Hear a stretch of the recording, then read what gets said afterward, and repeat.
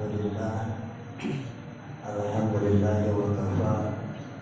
Wassalatu wassalamu ala nabiyyil mustafa Sayyidina Muhammad wa ala alihi wa sahbihi wasallam. Asyhadu an la ilaha illallah wahdahu la syarika lah wa asyhadu anna Muhammadan abduhu wa rasuluhu la nabiyya ba'dah.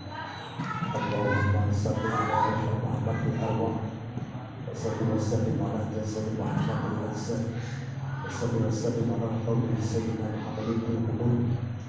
Allahumma barik ruha Muhammadin minni tahiyatan wa salam. Amma ba'du. Fa ya ayyuhal muslimun al-kiram, usi wa nafsi wa iyyakum bittaqwallah wa ta'atihi la'allakum turhamun. Allahumma ta'ala bil Qur'anil karim. A'udzu billahi minasy syaithanir rajim. Ya ayyuhalladzina amanu taqullaha wa qulu qawlan sadida. Yuslih lakum a'malakum wa yaghfir lakum dhunubakum. Wa man yuti'illaha wa rasulahu faqad faza fawzan 'azima. Segala puji hak Allah, Rabb yang tak pernah berhenti sedikitpun, terus-terusan memberikan berbagai kenikmatan kepada kita semua, terutama nikmat pemberian hidayah dari Allah Islam. Salawat dan salam semoga tercurah limpah kepada junjungan alam Habibana wa Nabiyyina Muhammad sallallahu alaihi wasallam, dan keluarganya, para sahabatnya, para tabi'in semua. Semoga disampaikan kepada kita semua seluruh umat yang hingga akhir zaman. Khatib wasiat khusus kepada diri pribadi, umumnya untuk para jemaah semua. Marilah kita tingkatkan iman dan takwa kita, yang dengan itu insyaallah kita akan senantiasa mendapatkan rahmat dan ampunan Allah Subhanahu wa taala. Para jemaah rahimakumullah, ketika di akhirat nanti Allah melimpahkan kasih sayang kepada kaum muslimin, mukminin, mukminat yang senantiasa membuktikan keimanannya dengan berbagai amal saleh dan amal salehnya dihiasi dengan keikhlasan.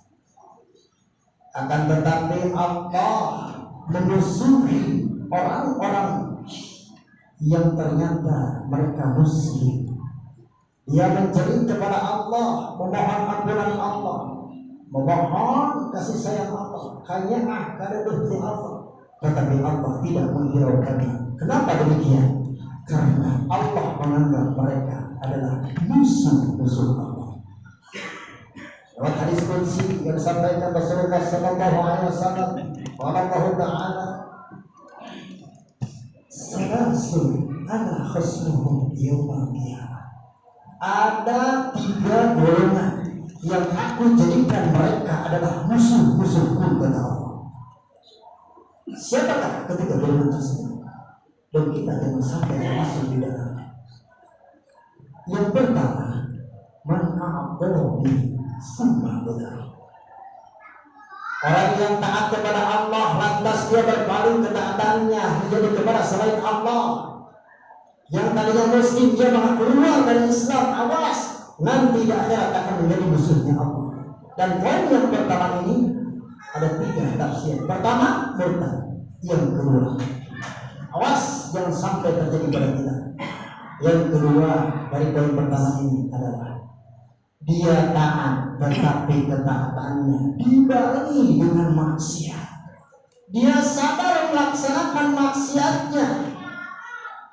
Artinya sholat tamah manjina teu, sholat tamah judi teu, senang berbagi sama orang lain, santuni bakal miskin, tetapi korupsinya oke teu. Awas, orang seperti ini akan menjadi musuhnya Allah. Kenapa demikian? Karena tidak ada usaha untuk berhenti dari maksiat. Beda dengan orang yang tergelincir dengan maksiat, dia cepat-cepat beristighfar kepada Allah. Ini mah sholat, ini mah zakat, puasa, bahkan berhaji, tetapi maksiatnya jalan terus. Sholat terus, maksiat jalan. Inilah orang-orang fasik. Ibadah jalan, maksiat jalan. Dan ini termasuk orang-orang fasik. Orang-orang fasik dikuburkan menjadi orang munafik. Innallaha jami'ul munafiqina wal kafirina fi jahannam khalidina fiha. Allah akan mengumpulkan orang-orang munafik dan orang-orang kafir di neraka jahanam. Langgeng kekal. Naudzubillah semua. Pengertian dari poin yang pertama, yang ketiga adalah orang yang mencantumkan nama Allah, bersumpah atas nama Allah, demi Allah.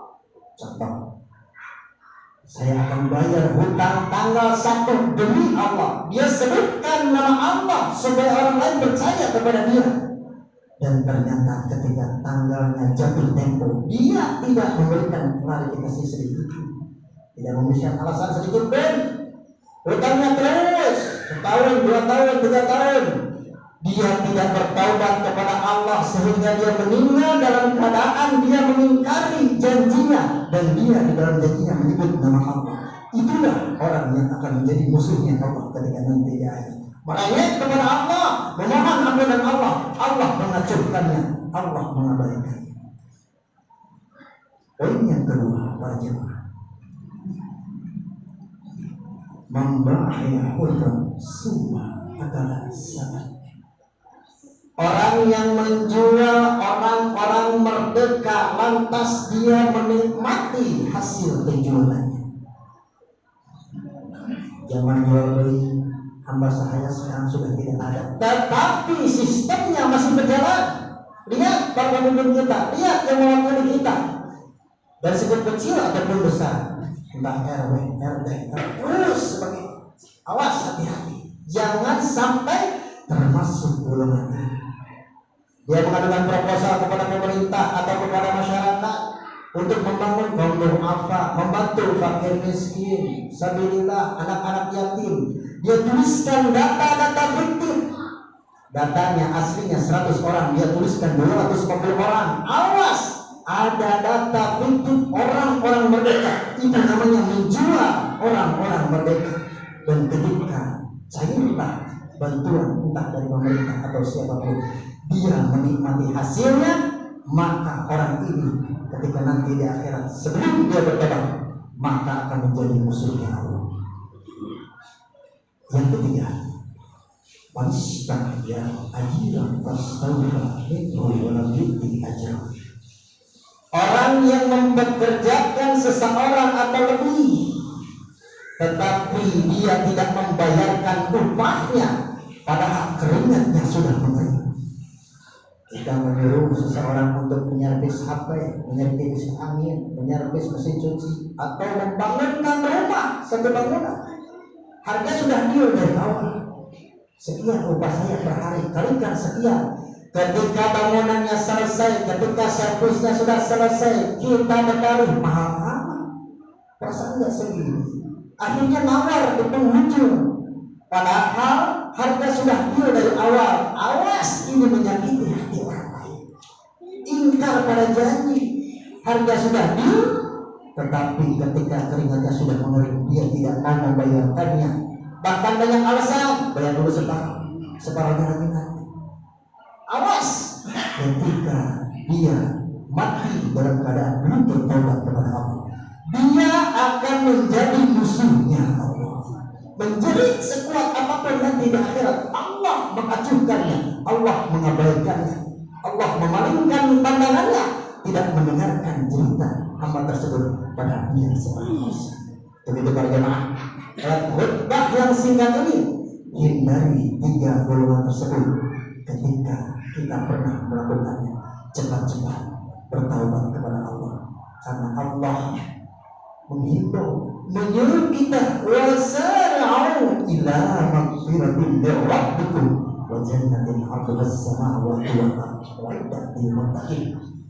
Cepat-cepat bersegeralah menuju ampunan Allah, karena Allah sudah mempersiapkan surga seluas langit dan bumi, dan surga itu dipersiapkan untuk hamba-hambaku yang senantiasa bertaubat kepada Allah.